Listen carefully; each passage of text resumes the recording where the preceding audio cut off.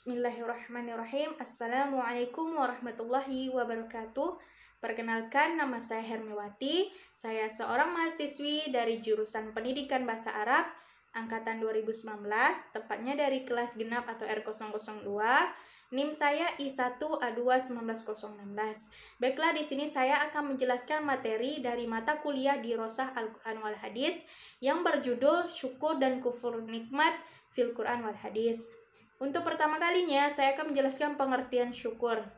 Kata syukur adalah kata yang berasal dari bahasa Arab, namun perkembangan selanjutnya menjadi ungkapan ke dalam bahasa Indonesia, sehingga memiliki dua makna, yaitu makna pertama, rasa terima kasih kepada Allah Subhanahu wa Ta'ala, dan makna yang kedua, yaitu untung atau menyatakan lega, senang, dan sebagainya. Selanjutnya, makna syukur dalam Al-Quran. Di dalam Al-Quran ditemukan penggunaan kata syukur berjumlah 75 kali dengan derivasinya tersebar dalam 37 surah. Pada umumnya, ayat yang menyebutkan kata syukur selalu dinisbatkan kepada Allah Subhanahu wa Ta'ala. Hal ini sangat tepat karena dialah satu-satunya memberi nikmat. Meskipun ada juga ayat yang menggandengkan dengan manusia, tetapi pada dasarnya berasal dari Allah. Itulah sebabnya di samping bersyukur kepada Allah, kita juga diperintahkan untuk berterima kasih kepada manusia yang sudah menjadi perantara pemberi nikmat. Salah satunya yaitu ayat yang menjelaskan tentang Ali bin Abi Thalib yang memberi makan orang miskin. Selanjutnya, konsep syukur dalam Al-Quran.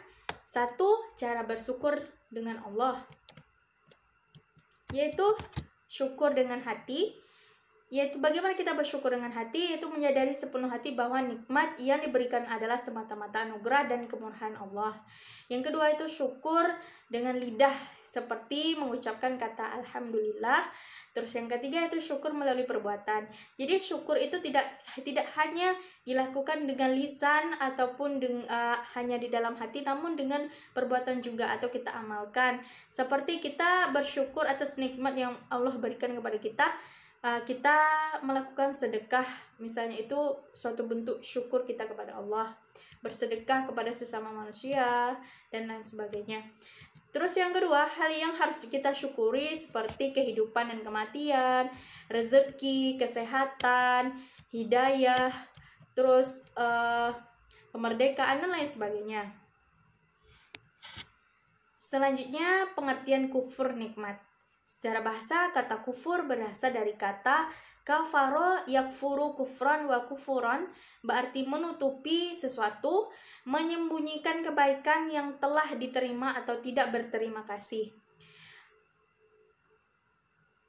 Selanjutnya, menurut Imam Al-Ghazali, kufur nikmat merupakan kenikmatan yang Allah berikan pada jalan-jalan yang tidak dirodai oleh Allah Subhanahu wa Ta'ala dan enggan mengucapkan alhamdulillah, sikap tidak pandai bersyukur dan tidak sadar bahwa sudah terlalu banyak kenikmatan yang Allah berikan kepada diri kita. Seorang muslim wajib bersyukur kepada Allah dan tidak boleh menyandarkan apapun nikmat yang diterima kepada selain Allah. Salah satu contoh orang yang kufur nikmat dalam sejarah dan disebutkan kisahnya di dalam Al-Quran adalah Qarun. Seorang yang kaya raya akan tetapi tidak bersyukur kepada Allah sehingga dihukum oleh Allah, yaitu dengan menenggelamkannya ke dalam bumi beserta harta-hartanya. Macam-macam kufur nikmat. Allah Subhanahu wa Ta'ala berfirman tentang hambanya yang kufur nikmat terdapat dua macam, yaitu yang pertama, seseorang yang terlalu memohon kebaikan dalam doanya, tapi tanpa disadari dia sudah memilikinya, dan tatkala Allah menarik pemberiannya. Terus yang kedua, yaitu seseorang yang ketika senang seperti orang yang lupa pada agamanya, lupa sholatnya, apalagi untuk berdoa. Dan tatkala ditimpa malapetaka, dia lalu teringat untuk memohon pada Tuhannya, agar dapat kembali pada yang telah hilang. Selanjutnya, tanda-tanda kufur nikmat. Yang pertama, mengingkari rezeki dari Allah. Yang kedua, suka sekali mengeluh atas nikmat Allah Subhanahu wa Ta'ala. Yang ketiga, menggunakan nikmatnya untuk melakukan perbuatan yang dapat menjauh dari Allah. Selanjutnya, akibat kufur nikmat. Baiklah, mungkin itulah penjelasan materi dari saya. Jika terdapat kesalahan dan kekurangan, saya mohon maaf. Saya akhiri. Wassalamualaikum warahmatullahi wabarakatuh.